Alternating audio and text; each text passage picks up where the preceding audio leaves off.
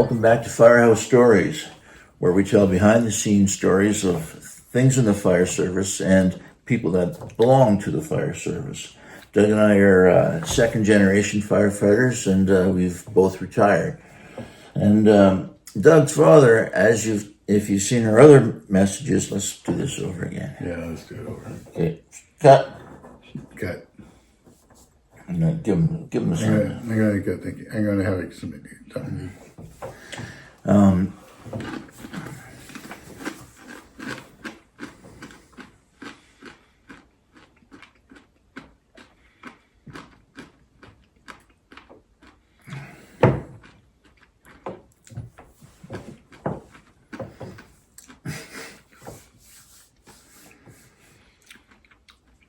Okay. You ready? Okay. Where's that? What do they do? Take one. Take two. Hello, welcome back to Firehouse Stories, where we tell behind-the-scene stories in the fire service and of people of the fire service. My name is Bob, and this is Doug. Oh, Say hello, Doug. Say hello, Doug. Hello, Bob. And today we've got a couple of really good stories for you. We've been telling you about Doug's dad, the living legend, and you'll soon find out why, because Doug's got another story for you today. Yeah, it all happened. My mom passed away, and my dad was living in the house by himself. So because of that, I transferred to a station that was in his area where he lived. I'd go over after work in the mornings and stuff like that, do some little chores around there, whatever had to be done. Anyhow, we had a real busy night, and through the night we had a whole bunch of medical calls, and didn't turn out well, the medical calls. All of them were deceased people. Anyhow, just got back into bed, about another hour of sleep left. And That was when you were working, 24-hour shifts? Yeah, 24s. Okay.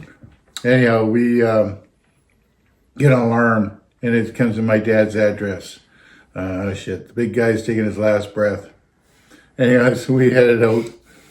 The guys in the station didn't know that was my dad, where he lived. They didn't know anything. They knew he lived in the area, but didn't know that was his address. They'd never met him before. Anyhow, we showed up, and the paramedics were there. Now, you gotta understand, these paramedics were up from Walkerton. They brought a midnight child in to the hospital. Once the city gets the paramedics in the city boundaries, they don't let them go that easy. So they just send them on other calls because the city's so busy. Anyhow, these paramedics from Walkerton went to my dad's call. We arrive on scene and we see this Walkerton paramedic ambulance out front, and I hop out of the truck and I'm walking towards the house, and the paramedic... Had diversity occurred at that point in time? No diversity. No diversity? No. No ladies on the fire department yet, or? No, I don't think so. Okay. There might have been. I don't know. Anyhow, Okay. Sorry. that's okay. Anyways, the female paramedic, she came up to me, she said, "It's a rather large man. He is on the floor. He's fallen. He got up to go pee, and he fell." Well, I know it's my dad, right? So I said, yeah, okay. So I walked by her, and she's kind of shocked. I didn't realize this, but she's shocked at the way I produced myself. Anyhow, I walked into the bedroom, and there he is on the floor. And her partner, the other paramedics, trying to lift him up from under the arms. I said, "Oh, whoa. I said, "You're going to hurt him." I said, "He's too big to do that." I said, "You grab the sheet." So I grabbed the sheet, wrapped it around him. He took one side, and I took the other side. We put my dad's toes up against the wall and lifted him so he didn't slide on the floor. So my dad's got Parkinson's. And you got to understand, with Parkinson's, you lose your equilibrium real easy, especially if you stand up too fast. So as soon as we stood him up, I slammed my shoulder into him and put him up against the wall. like you're blocking him into the wall. Okay, cuffing him. Give me the cuffs. Maybe a little abrupt, but you know what? It was my dad, and I knew the Parkinson's and how you had to deal with it. Anyways, I slammed him against the wall. He says, "Take it easy," he said, "you asshole." Like that. And the paramedic's like, "Holy jeez." Like the woman paramedic, my driver, she said, does your captain treat all the patients like this?